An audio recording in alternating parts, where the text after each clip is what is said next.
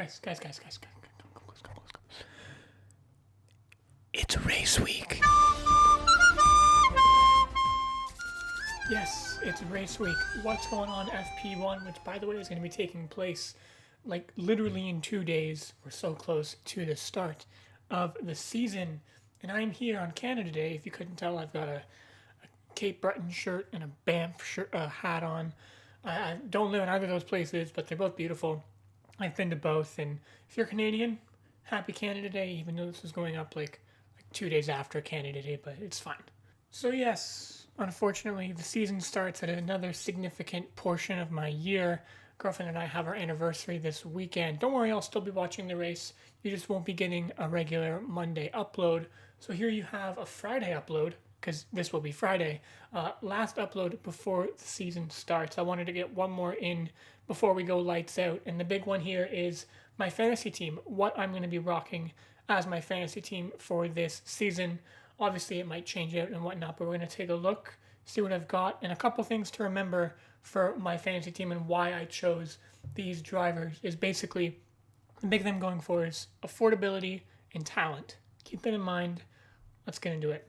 So if you're not aware, fantasyformula1.com is the place you go to make your team.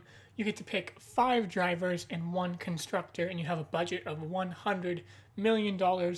Each driver is kind of a different price, obviously based on their skill and whatnot. So we're going to be starting from the bottom, working our way up to the most expensive driver that I've splurged my money on, and then we'll take a look at the constructor I decided to go with. So starting off, I'd say the biggest steal that I could find on this list of drivers was Mr. Georgie Boy Russell.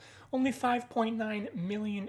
He's one of the cheapest in F1 fantasy. I've gone with him because I think he's going to be a huge deal. I think for $5.9 million, the amount of talent he has and the potential he has to get me some decent points is pretty good. I'm going to go with Mr. Georgie Boy. He's a dark horse that we all know, but I'm excited. As to the next cheapest, if you don't pick Lance Stroll, you're going crazy because for $7.9 million, if he has the same trend of bad qualifying and good races and gaining he has like some of the most gained positions in the last few years, that's going to be great for your fantasy team. So I would definitely go with Lance, the Canadian Stroll, on your team. Only $7.9 million out of your $100 million. Like, it's no question for me. Get him on your team right now, even though by the time you're watching this, you'll have to have your teams locked in, so sucks to be you if you don't have them. Next up, we have the other Racing Point, $9.3 million for Sergio Perez. Just a solid, consistent driver, barring any reliability issues, which are kind of, not very likely because he's driving a pink Mercedes. Solid, consistent, less than $10 million. Going to get you some decent fantasy points. Again, for me, a no-brainer. Now, next most expensive. Again, for me, this was another no-brainer. I've actually labeled him as my turbo driver. $15.5 million for Carlos Sainz. Not really a budget or a steal. Quite a fair chunk of change, but Mr. Carlos is going to be quick this year. He's going to get you lots of fantasy points because as I predicted in my predictions video for the season, I have him coming best of the rest, below the top 3 teams. So for me, I'm taking him, putting him as my turbo driver, going to get me some extra points. I might change that around throughout the season, who I'm going to give my turbo driver to, but Carlos, you're on my team. Keep it smooth. And last but not least, the man I splurged all my dollars on, we got the Dutchman, the Flying Dutchman, Max Verstappen, $26.1 million. Obviously never predicted him to win the championship. I see him coming runner-up, but again, is going to get some consistent points and podiums and probably a couple wins this season. So for $26.1 million, I can see him giving me some decent results in fantasy. And also, he's a young guy, and he's going to be going for those big opportunities, and I trust him on my team to get the big points. And now the reason I kind of spent a little less on my drivers in the lower end of things is because I wanted to get a good constructor. $32.2 million for the Mercedes.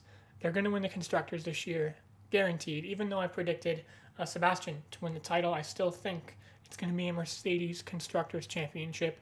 Again, if you can kind of tweak things around and save some money where you can.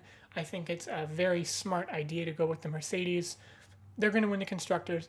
It's the best way to go, really. And yeah, I am looking forward to see how my team does. So there it is, the Apex Motorsport F1 fantasy team capping out at $96.9 million out of a possible $100 million. So we really spent all the way up to the brim.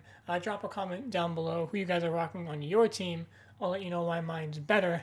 But thank you so much again, guys, for watching this video. Hope you guys enjoyed it. And enjoy the race this weekend. We finally have some actual racing happening. I'm really looking forward to the content I'll be able to put together with actual races going on. Don't forget to click the stamp, send that subscribe button down below, and don't miss the Apex. Peace.